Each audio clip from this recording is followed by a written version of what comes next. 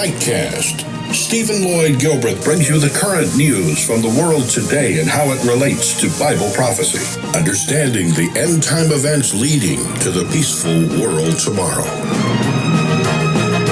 Ladies and gentlemen, Stephen Lloyd Gilbreth. Well, good evening, friends, and welcome to this Wednesday night, July 29, 2015 edition of Nightcast. Our opening story tonight, we go close to the United States, Mexico, where tons of seaweed has washed ashore on Mexico's Caribbean coast, covering the usually pristine white beaches. Workers are battling to clear the seaweed across more than 112 miles, 180 kilometers of coastline. These probably aren't the holiday snaps you'd expect from Mexico's Caribbean paradise. Less sandy white beaches, more muddy brown carpet. In recent weeks, large quantities of sargassum seaweed have been washed ashore. And during peak season, Mexico's top tourist destination, Cancun, is struggling to keep up. Last week, the city said it had raked up 500 cubic metres of the stuff, and temporary workers have now been brought in to help. More people are needed to clean the beaches. This is a tourist location where people can fully enjoy their vacations. Cancun doesn't want to look bad. It's not just Cancun that's been hit. This seaweed has landed on much of Mexico's Caribbean coast, some areas worse than others. It is very bad. We are not located here, we are down south, and it's less seaweed, but it's really a big mess. Why it's been washed ashore is still unclear. There are various theories. A high level of nutrients in ocean water, or even changes in ocean temperatures, currents or wind patterns. What is clear, though, is there's still a lot more work to be done to restore these beaches to the tropical paradise tourists here are hoping for. Katie Watson, BBC News, Mexico. Thank you, Katie. Friends, last night we showed you a video report of how the migration problem in Europe is affecting France and Britain with the Eurotunnel at Calais. France is to send extra police officers to Calais as migrants say they will keep trying to reach the UK despite the deaths of 9 people since June. And, good, I've got the right one lined up. The BBC's Duncan Kennedy speaks with migrants on the M20 motorway who made it into the UK earlier today, Wednesday. With the chaos in Calais, these migrants made it through the Channel Tunnel today into Britain. Where are you from? Sudan. We came across them this afternoon on the M20. Exhausted, disorientated, and now in the hands of the police.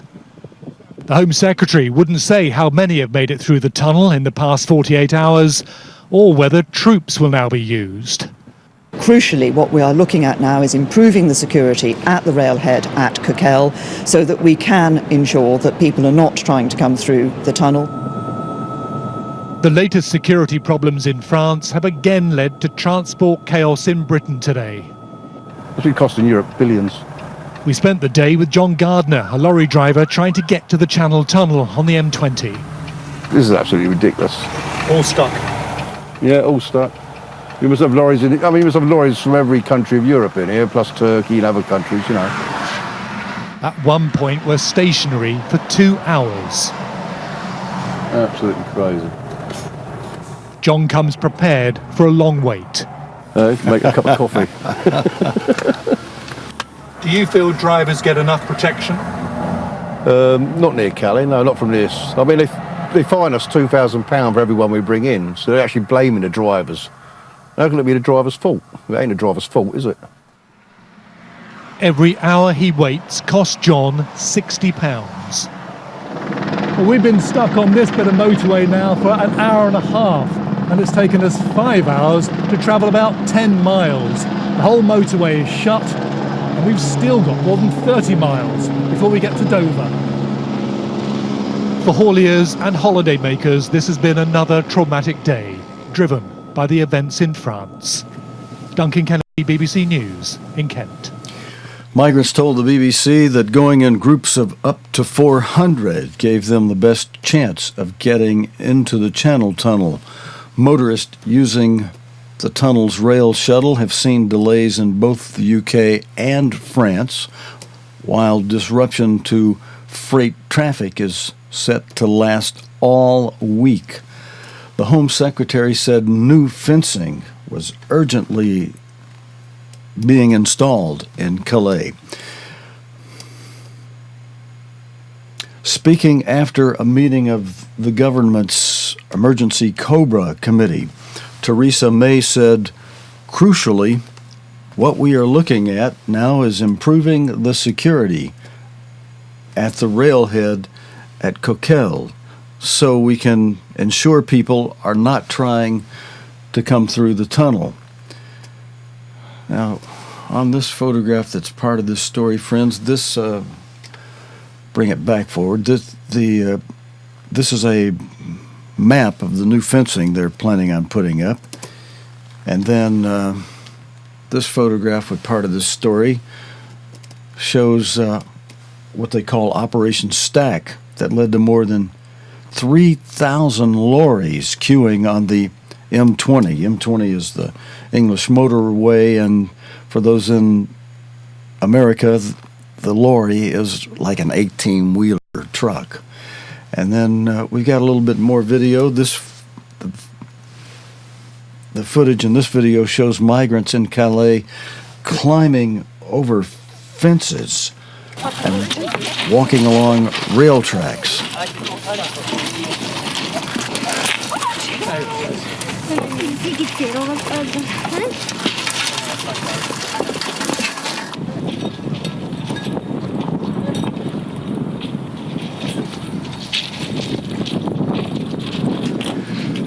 The Eurotunnel says it has blocked 37,000 migrants trying to make their way to Britain since the beginning of the year. A spokesman said it was an issue for the government to, quote, sort out, adding, we need them to stop the migrant flow from Calais, but it appears to be too much for them to handle. And Group Eurotunnel, which operates the Channel Tunnel, said the company had spent 13 million euros. That'd be the equivalent of 2.9 million British pound sterling on security in the first 6 months of 2015. The UK has said it will contribute an additional 7 million British pound sterling. That'd be the equivalent of 10 million euros to secure the tunnel on top of 12 million British pound sterling, 17 million euros it pledged in September.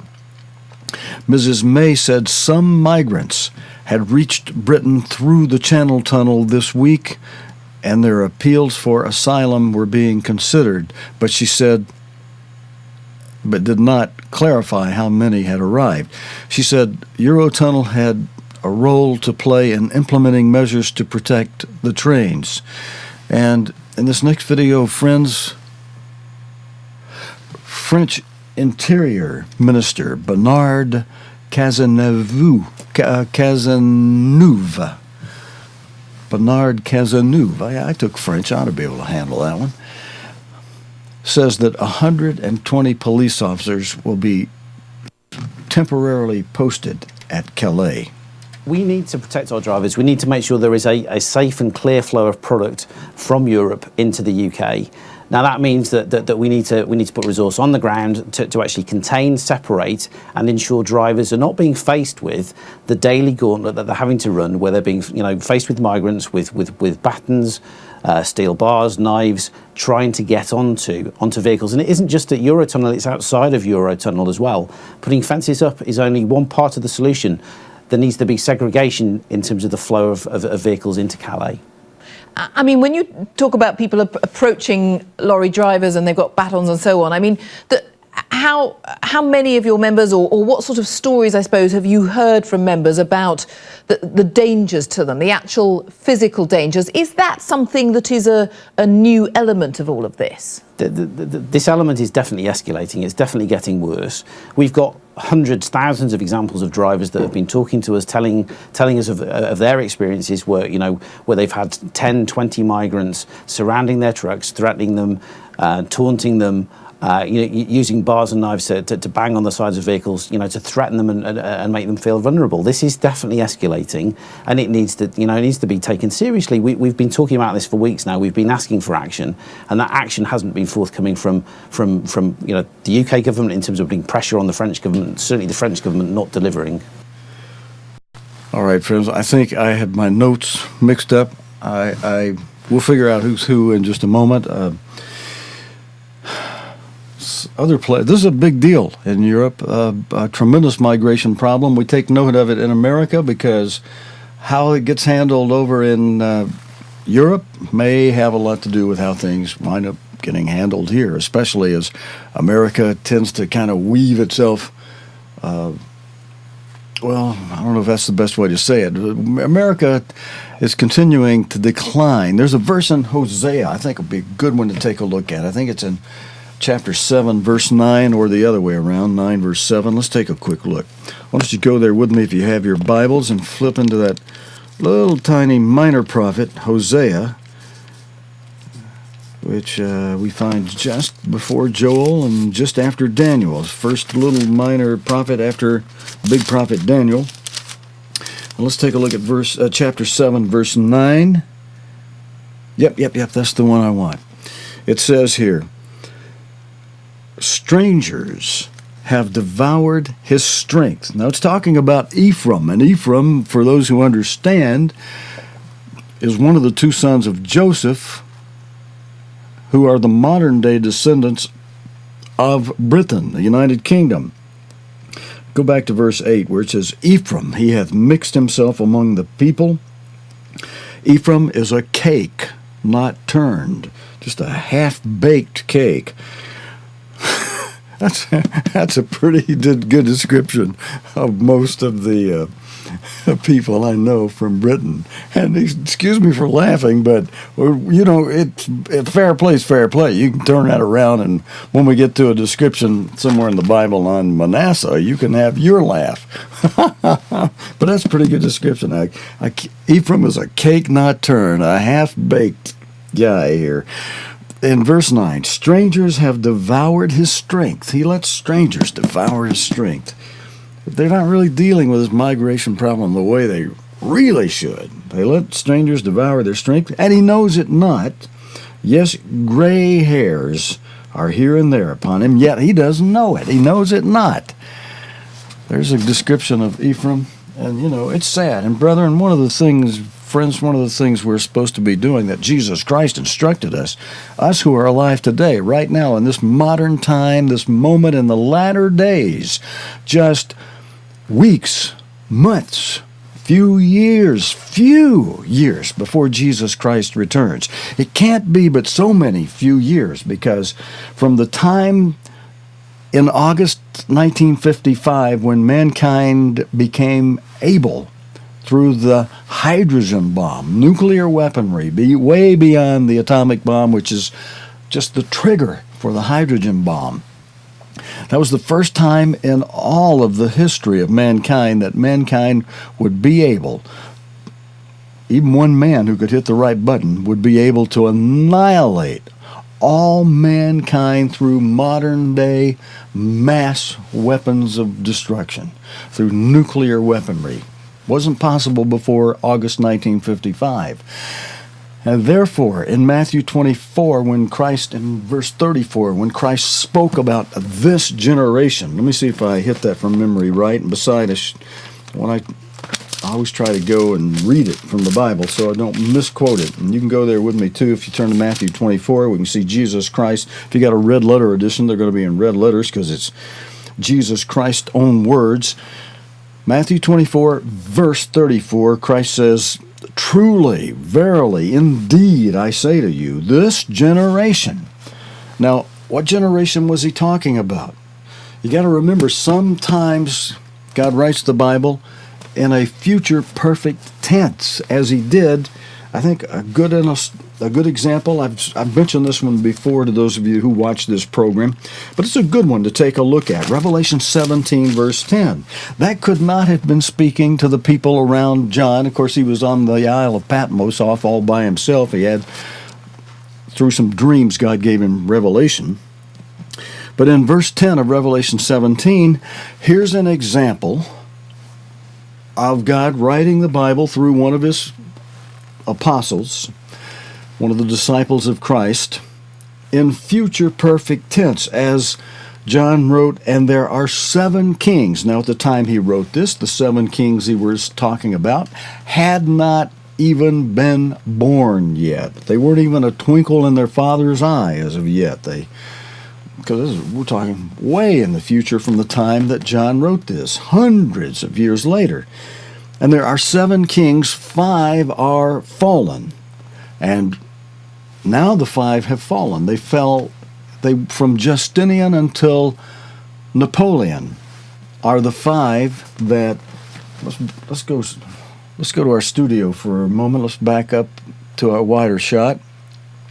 You can see over my shoulder here, we got some photographs. The first 5 photographs going from the top over there on the far left of your screen, 1, 2, 3, 4, 5. Then 3 across, and then the next 2 down are your well, here, let me zoom in on that for you. Those are your 5 kings that are fallen. This is worth taking a moment to go in on.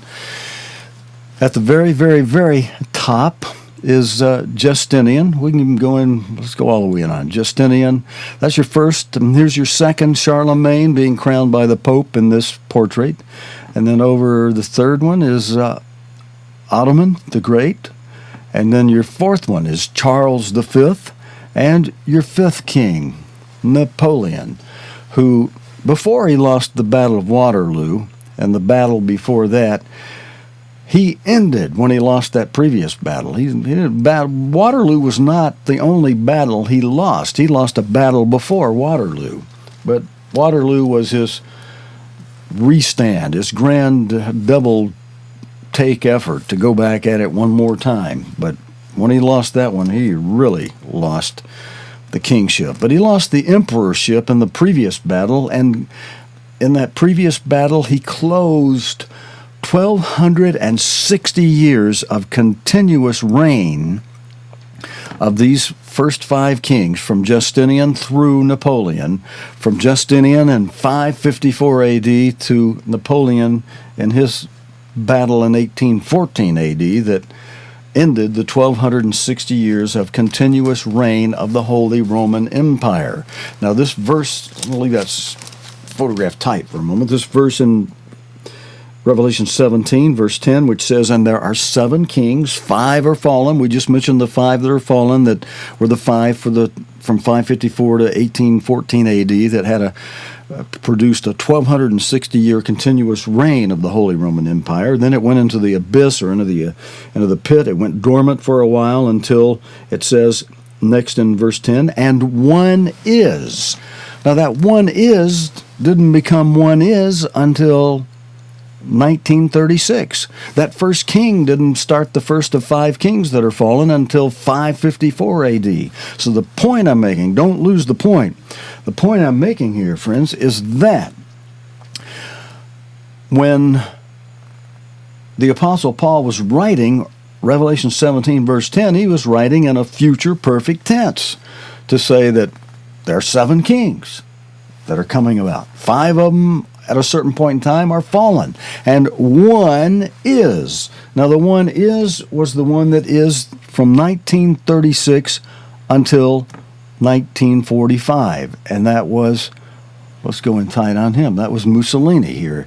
That's the one that is, that the Apostle John was writing about on the Isle of Patmos way back in about 70, 80 AD, maybe even as late as 90 AD. That's about when he died. And he was writing future perfect tense. And one is, and this one is wouldn't become one is until 1936. His time in office lasted for about the same time that Napoleon's reign lasted. Napoleon was in continuous reign from 1804 to 1814. Then he came back in office a little bit later for one last try at it in 1815 with the Battle of Waterloo that he lost. But 9.5 years continuous reign Napoleon had, and that's about the same thing for Mussolini. He came into power in the fall of 1936. He was killed on April 28, 1945. They shot him in the belly, and then they hung him upside down on the canopy of an Esso gasoline station, along with his mistress and his comrades. They killed them, tied up his mistress' skirt around her knees for modesty reasons, and they hung them all up on a canopy at, as I said, an Esso gasoline station in Italy. But Napoleon reigned for 9.5 years as the sixth of the seven kings. And then it says in that verse that let's back up to the whole thing here. It says, and one is yet to come. And when he comes, he must continue a short time. Well, we don't know who that seventh one is yet. I'll just make that point while we're on this point of the Apostle John writing in a future perfect tense. But when that one does come, the Bible calls him a beast.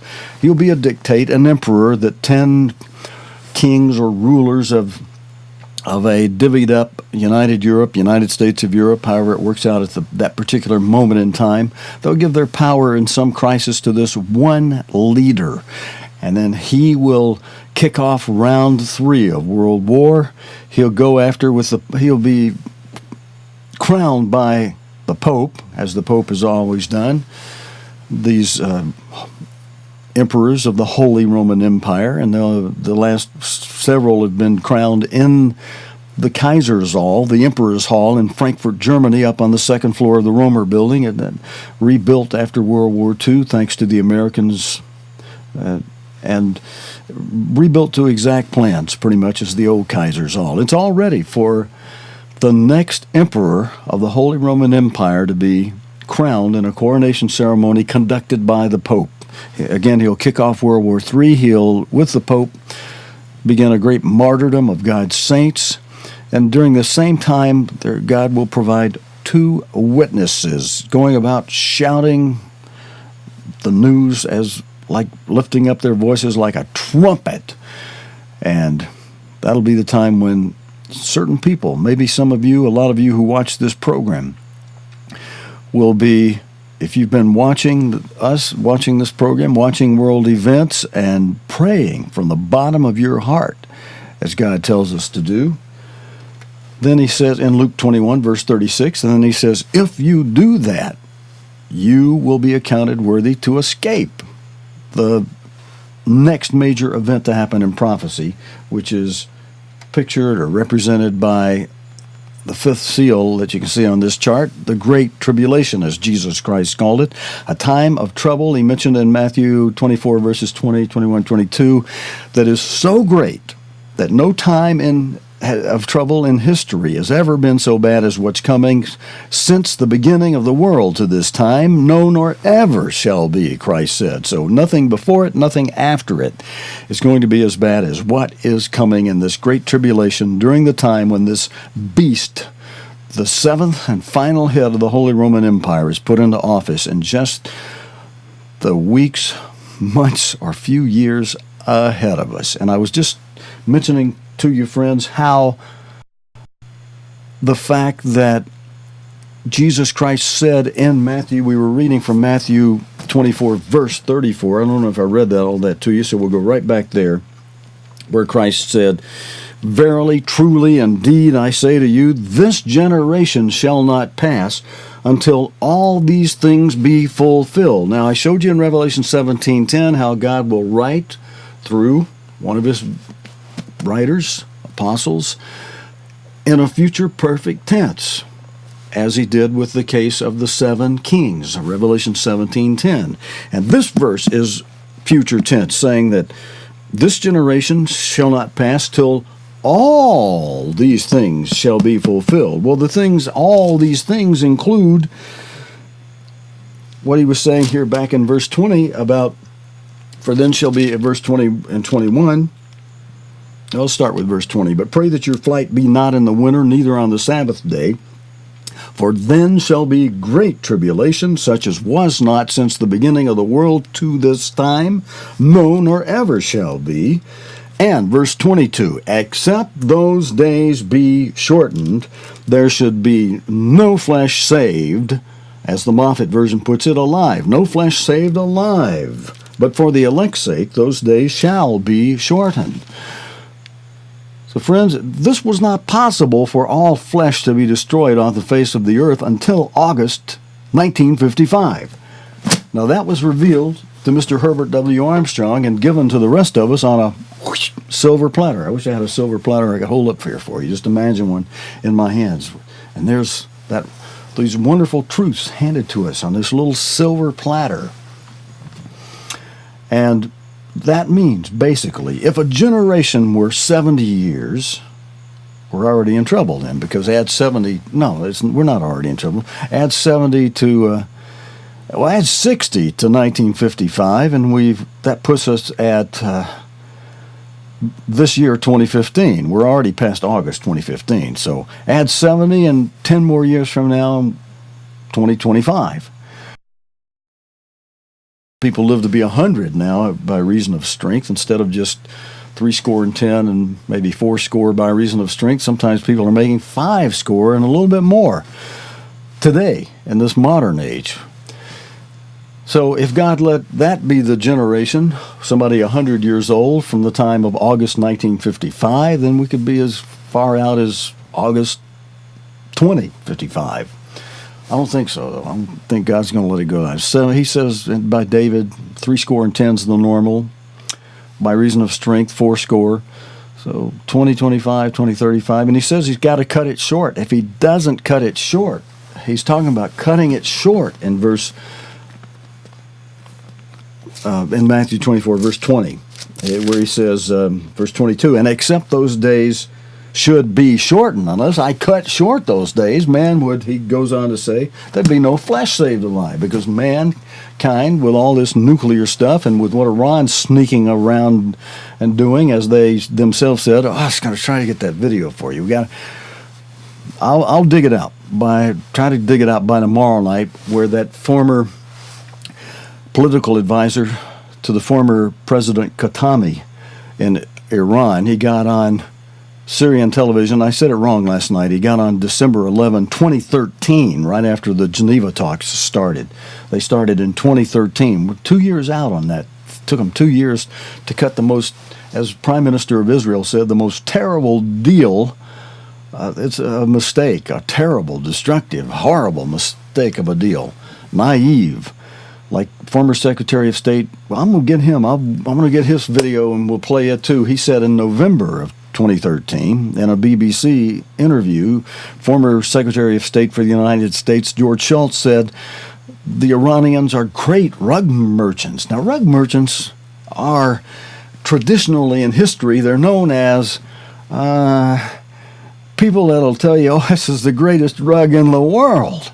Oh, and it's been here and it's been there, and and they just bought it from the guy in the next booth a little while ago, all dirty, and they beat a broom on it, and they bought it for $10, and they're trying to sell it to you for $10,000, or maybe 1,000, maybe 100. But anyway, rug merchants are known for taking something horrible, cleaning it up, and making a huge profit on it, making you think you got the greatest thing in the world. So George Shultz was using that analogy to say, they'll smile at you, he said, they'll encourage you on, and cut your throat. And we ought to have listened to the elder statesman. Nope, and the U.S. Secretary of State, John Kerry, I saw an item in the news today that nearly made me fall out of my chair. His daughter married an American-Iranian man who's got big Iranian ties. I'm going to read the rest of that story, and we'll comment on that another time. But, friends, let's go on with this story. The Interior Labor leader, Harriet Herman, said that the government needed to put pressure on the French authorities. That may have been just who we just heard.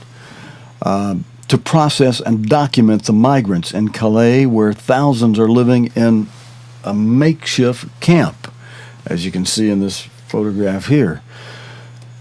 And he went on to say either they are genuine asylum seekers who should be given asylum or they should be deported, she said. Now, Labour Member of Parliament Keith Vaz, who chairs the Home Affairs Select Committee, said he believes sending extra police would not solve the problem in Calais. Mr. Vaz said, I went to Kent, England, yesterday, and I saw 148 of them who had made the journey and who were delighted because they had been successful in coming here, having evaded all this security. They actually managed to come here. It's understood that 148 were detained by police on freight trains at Folkestone following the incursion by about 1,500 migrants at the Channel Tunnel entrance in Calais on Monday night. And friends, I've got another video. Here's another picture of their making up their makeshift camps. In this next video, Richard Burnett Road Haulers Association. Drivers say migrants use bars and knives to bang on the sides of vehicles. The United Kingdom will contribute an additional 10 million euros to secure the tunnel. All right, I think I've got these videos maybe mixed around. We'll come back to that one. Let me see. Which one have I got here? All right, let's see. We got a video. A 2-hour walk, barbed wire fences, hundreds of security forces and sniffer dogs. Okay, no. Bear with me, friends. Let's see. Well, we'll just play this one and we'll get to the one I mentioned in a moment. Maybe this is it after all. Here we go. This is not the right strategy. For 2.5 years, a peace process was in place. Negotiations were ongoing. If both sides had complied, Turkey wouldn't be facing... Friends, there was one video out of order right at the beginning. If I won't lock up the video player, let's see if we can go back and get the one at the beginning. Because, well, no, this is David Cameron who makes a comment about wanting to cooperate with the French. Let's give a listen to this. This is a big story. On the issue of Calais, this is very concerning, as you said. We're working very closely with the French. The Home Secretary met yesterday with the French Interior Minister. We've invested money in the fencing around Calais. We're also putting fencing around the entrance to the tunnel at Coquelles. So we're doing everything we can. The Home Secretary will be chairing a ministerial COBRA meeting this morning to make sure that everything that can be done working with the French is being done. I have every sympathy with holidaymakers who are finding access to Calais difficult because of the disturbances there, and we'll do everything we can to work with the French to bring these things to a conclusion. But it's not a satisfactory situation. I don't think, as I've said before, there's no point trying to point fingers of blame. It's about working with the French, putting in place these additional security measures, adding in the investment where that's needed, and Britain will always come forward with that. We know how important this is, and the Home Secretary will be coordinating this morning at a meeting of the COBRA Committee. Well, one thing, it's good to see Reuben and Ephraim working together on something, and friends, this is a big story. It's been in the news all day on one report after another, all day today. And let's play this one before we go on. The United Kingdom will contribute an additional 10 million euros to secure the tunnel. This adds to the 15 million pledged last September to secure the port of Calais. France, which has always assumed its responsibilities, will reinforce existing measures designated to secure the border and the Channel Tunnel. So 2 mobile units comprised of 120 police will be temporarily posted at Calais to secure the site. Okay, wow, that was a shorty. I was going back to try to find the name of that was probably our Frenchman I was looking for earlier, the French Interior Minister Bernard Cazeneuve. I'm sure that was him. He was speaking French, so that had to be who that was. like I said, a big deal because this is getting awfully, I'll give you some numbers in a moment. This is getting awfully expensive to Europe, to the countries of Europe. Transport Minister Andrew Jones said European Union limits on driving and rest time for lorry drivers would be relaxed after the government had listened to the concerns of hard-working lorry drivers who are suffering. Maximum driving time will be extended from 9 hours to 11 hours, while the daily rest requirements will be reduced from 11 to 9 hours. That means those poor guys are going to have to work a whole lot harder. But Richard Burnett, chief executive of the Road Haulage Association, which represents lorry drivers, warned the crisis was escalating. He said, "We've got hundreds of thousands of examples of drivers that have been talking to us, telling us of their experiences where they've had 10 to 20 migrants surrounding their trucks, threatening them, taunting them, as you heard in the video, using bars and knives to bang on the sides of vehicles to threaten them and make them feel vulnerable." The Freight Transport Association estimates that Operation Stack is costing the haulage industry about 700,000 British pounds sterling a day. 700,000 pounds a day. The UN High Commissioner for Refugees, representative in France, Philippe Lesieux, said most of the migrants in Calais were fleeing violence in countries like Syria, Eritrea, Somalia, Afghanistan. He told BBC Radio 4's World at One program they were among an estimated 200,000 who have crossed the Mediterranean to Italy and Greece in recent months. Mr. Lesieux also said the French authorities should do more to encourage migrants to claim asylum there.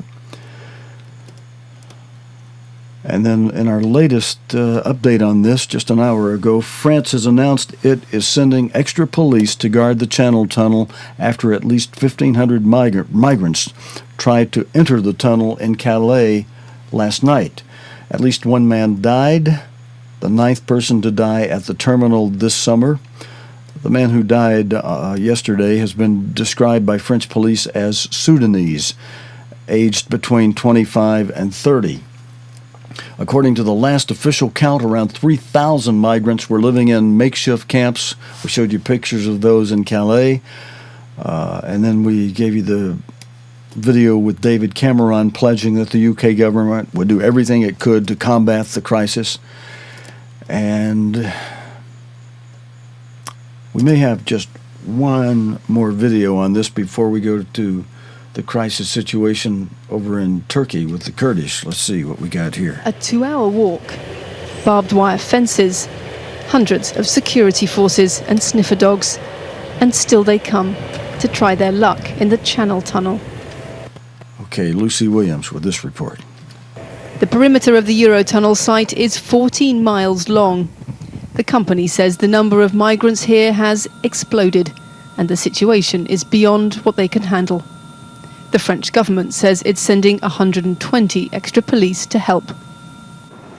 Look along this fence and you see signs of migrant crossing points. It's all crushed in up here where people have tried to climb across. Here, someone's cut through the fence, twice over in fact, leaving a hole just big enough for someone to slip through. Move along here and you see the whole thing has been pulled out. But fences can be a deterrent. Earlier this year, Britain donated security barriers to protect Calais ferry port. Now migrants have moved to the tunnel. The government has announced £7 million of funding to help secure that area too. So will it work? You can build taller fences, but they'll all still risk it. All they'll do is create more injured people. There are always limits to securing a site, and the migrants will always find those limits. But as queues piled up on the other side of the channel, the government said it was pressing ahead with its plan to protect the tunnel entrance in Calais with fencing used for a NATO summit. Well, the French police have obviously been providing security, and the French government has ensured that actually extra police have been available at Calais and Coquelles to deal with this issue. One of the questions we're looking at, one of the things we're doing is pressing to ensure that we can get the security fencing up as quickly as possible to ensure that we reduce this problem. And amid the chaos, some migrants are getting through. They're a small fraction of the 25,000 asylum applications made in Britain last year, but each one is a beacon for those hoping to follow. Hope of reaching Britain is feeding the bottleneck in Calais. Most migrants here entered Europe through its southern borders. Almost 80,000 migrants have arrived in Italy so far this year, around the same number in Greece. Today, another 450 were picked up off the coast of Italy and taken ashore. 14 had already died at sea. No matter what the barriers, it seems, migrants here give up their lives much more easily than their goals. Friends, on another story related to those who are from Israel, the tribes of Israel, our Uncle Edom. Because Edom was the brother of Jacob. Jacob, whose name was changed to Israel, was the father of the 12 tribes. And so the 12 tribes' uncle is Uncle Edom, who are the modern-day Turkish people in Turkey today. And there is Kurdish anger. You'll hear about it in this next video. Kurdish anger over Turkish tactics in northern Syria. This is not the right strategy. For 2.5 years, a peace process was in place. Negotiations were ongoing. If both sides had complied, Turkey wouldn't be facing such a wave of violence. Instead of resorting to military action against the PKK, the government should have continued the dialogue. The PKK would have disarmed once it was resolved. Friends, just so you know what's happening, the leader of the Kurdish majority party in Turkey is telling the BBC that he believes, you'll hear him say that the safe zone that Turkey and the U.S. are creating in Syria, he believes is an attempt by Ankara to stop Kurds from forming their own territory in northern Syria. But surely it was the PKK which broke the ceasefire, which broke the peace process by launching attacks on Turkish policemen over the last few days, on Turkish security forces. It was the PKK that broke the ceasefire, wasn't it? We must consider the sad result rather than who did what first. Armed attacks against police, soldiers and civilians are unacceptable. Both sides, the government and the PKK, must go back to a ceasefire. But we believe dark forces are provoking things, all to break the ceasefire. These forces could be affiliated to the governing party, which is using it as an excuse for an operation against the PKK. But none of this excuses the violence, which we denounce. What do you believe Turkey's aim is in these airstrikes? Is Turkey going after so-called Islamic State, or is it just using that as a cover for going after the real enemy, which is the PKK? The operation against IS is for show. Turkey's government is not conducting a serious battle against IS. There are active IS members here and houses where people are recruited. Under the impression of battling IS, Kurdish forces are being targeted. The government is trying to get rid of its image of being linked to IS. Is the peace process between Turkey and the PKK over? The peace process has hit a serious obstacle, but we shouldn't say it's over, or there won't be further talks.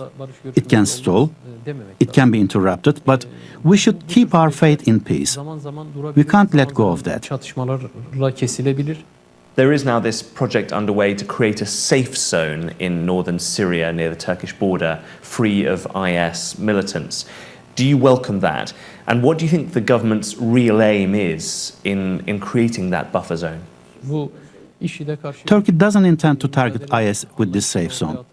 The Turkish government was seriously disturbed by Kurds trying to create an autonomous state in Syria. President Erdogan said he would never let this happen, and that he would intervene whatever the cost. So the safe zone is intended to stop the Kurds, not IS. In fact, Turkey should work with Kurdish forces to create this area. They should collaborate. What is your message to Kurds in Turkey at the moment? Kurds in Turkey have given a strong message that we want to live together peacefully in Turkey. But we want freedom and democracy too. The government should respond to this positively. All right, friends. Now, as some of you know, I've been fighting a summer cold. In fact, I was in bed with it a good part of the early part of the day. But I got feeling better just a little bit before the show. I worked a lot of the news stories from my bed today, and then some from the studio here this afternoon. I try to, if I can put it in a half-hour program, I do. Sometimes we go over to 44, 45 minutes. Tonight, we're going over just a little bit longer because I got some news I definitely want you to know about. I wanted you to understand the migration problem between England and France at the Eurotunnel.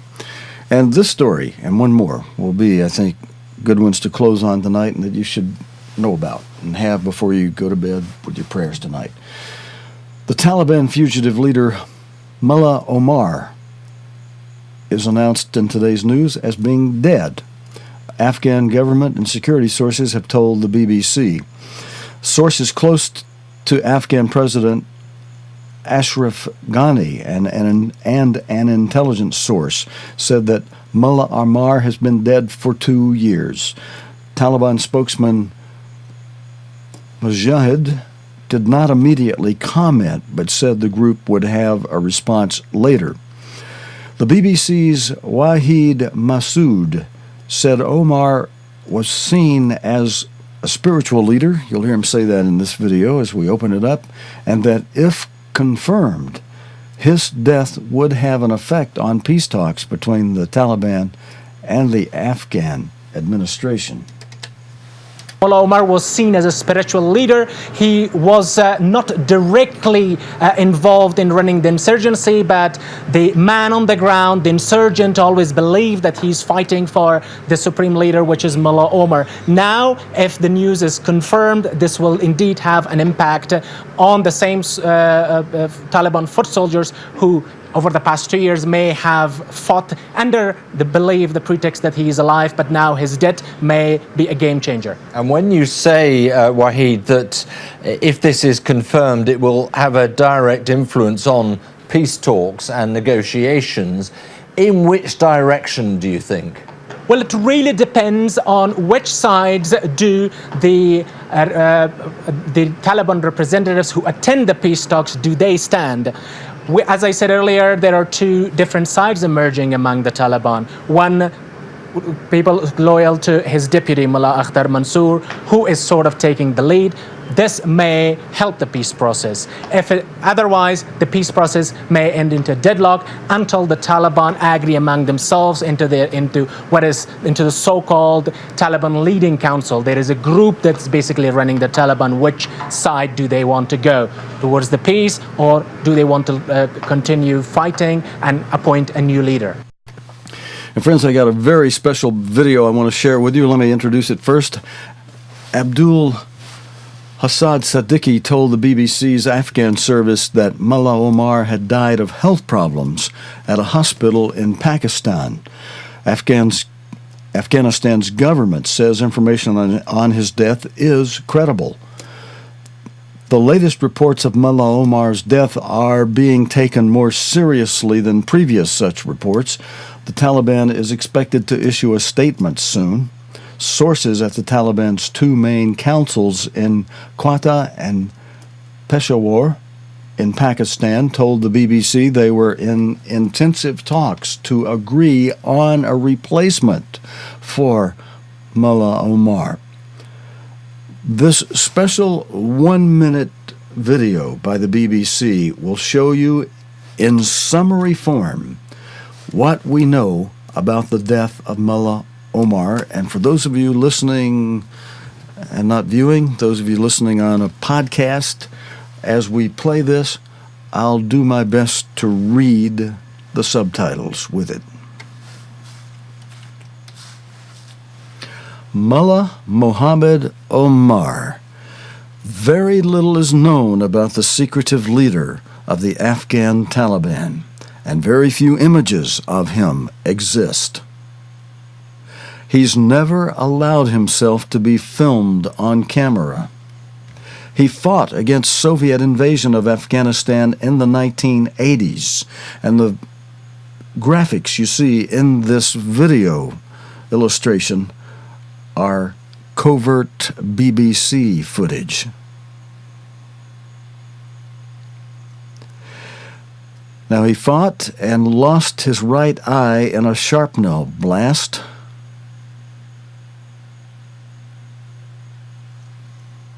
He became leader of the Taliban in 1996, but was ousted by the U.S. in 2001 after he refused to give up Osama bin Laden following the 9/11 attacks.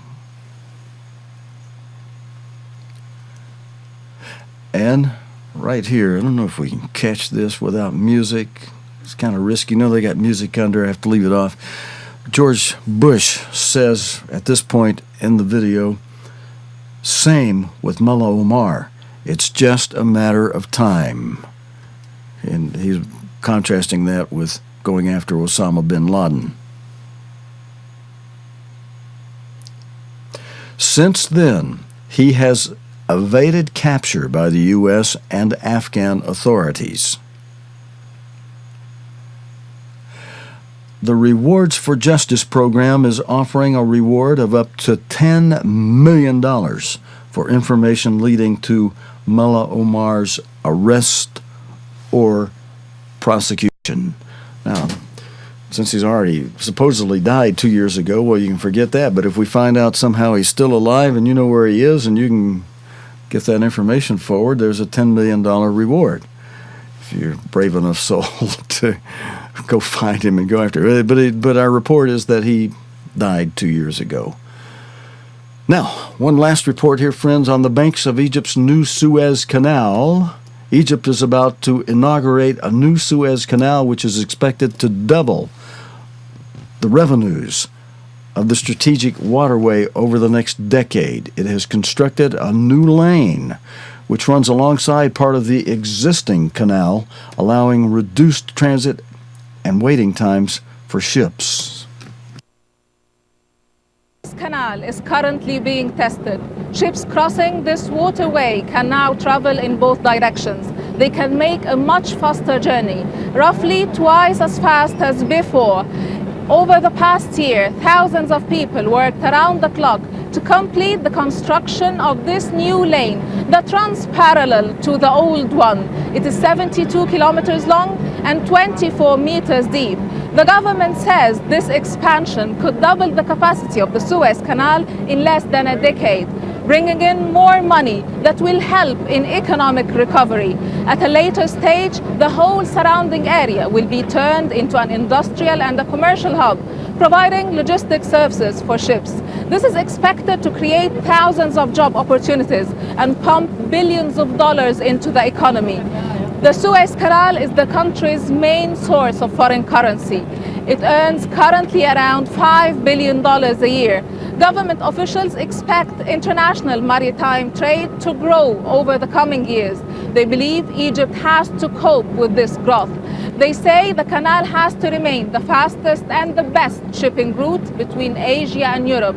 I have spoken to the head of the Suez Canal Authority, and he tells me this project, which is going to be inaugurated on the 6th of August, sends a message of hope to Egyptians and to the world.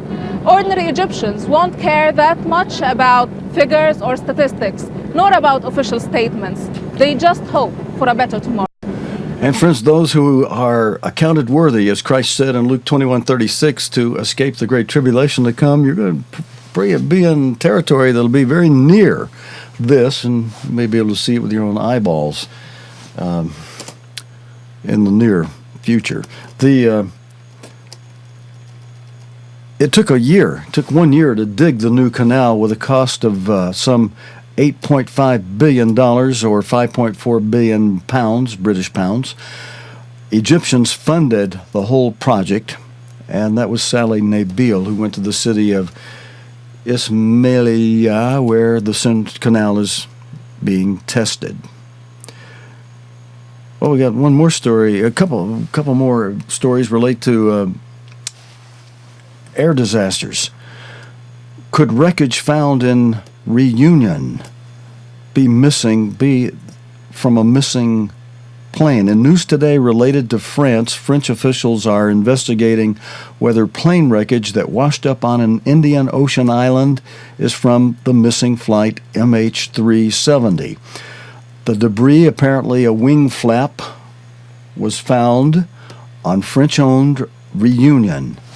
An aviation security expert said the wing flap had incredible similarities to a flap from a Boeing 777, the type of plane that vanished in March 2014.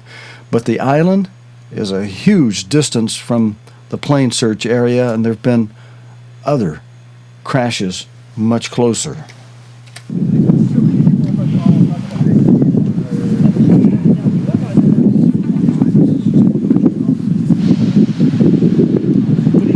Reunion lies some 6,000 kilometers, or 3,730 miles, to the west off the coast of Madagascar. It remains a mystery what happened to the plane, the MH370, which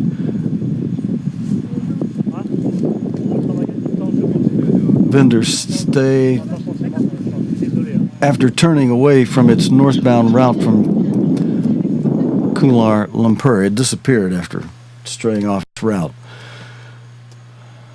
And friends, news today related to another airplane, and this involving Russia. In this opening photograph, the caption reads, Vladimir Putin said a tribunal would be, quote, counterproductive. Russia has used its veto at the UN to block a draft resolution to set up an international tribunal into the MH17 air disaster that occurred in July 2014. It was the only nation at the 15-member UN Security Council to oppose the move, triggering widespread condemnation. The Malaysian Airlines flight from Amsterdam to Kuala Lumpur crashed in eastern Ukraine, killing all 298 people on board. Pro-Russian rebels in the area have denied shooting down the aircraft. Western nations and Ukraine say there is evidence it was hit by a Russian-supplied Buk anti-aircraft missile, a claim also denied by Russia. Malaysia pushed for an international tribunal to try those responsible. The move was backed by the Netherlands, which had 196 nationals on board the MH370 flight, and also backed by Ukraine, Belgium, and Australia. Moscow has blamed the government in Kiev for the disaster. Of the 15 UN Security Council members backed the draft resolution. Speaking earlier this month, Russian President Vladimir Putin said that the establishment of a tribunal would be premature and counterproductive. Russia exercised its veto at the Security Council session in New York during a vote earlier today, while 11 other members backed the draft resolution.